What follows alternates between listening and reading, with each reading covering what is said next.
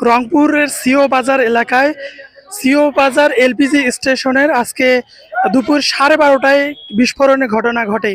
এতে ব্যাপক ক্ষয়ক্ষতি হয়। এখানে রাখা 18টি গাড়ি দুমড়ে মুচড়ে যায় এবং এই ঘটনায় মালিকপক্ষ সহ যে মেরামত কার্যক্রম যারা চালাচ্ছিলেন তারা আহত হয়েছেন। তাদের রংপুর মেডিকেল কলেজ হাসপাতালে পাঠানো হয়েছে এবং একজন নিহত হয়েছে, 4জন আহত রয়েছে।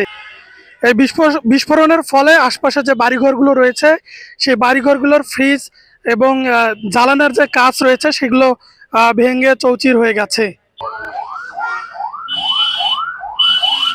পাশের মহাসড়ক দিয়ে আসাদ পরিবহনের একটি এসি বাস যাচ্ছিল। সেই বাসটিরও চলতি অবস্থায় বাসের যে গ্লাসগুলো রয়েছে সেই গ্লাসগুলো সবগুলো ভেঙে গেছে এবং এই গ্লাস লেগে কয়েকজন যাত্রী প্রাথমিকভাবে যেটা জানা যাচ্ছে যে আহত হয়েছে।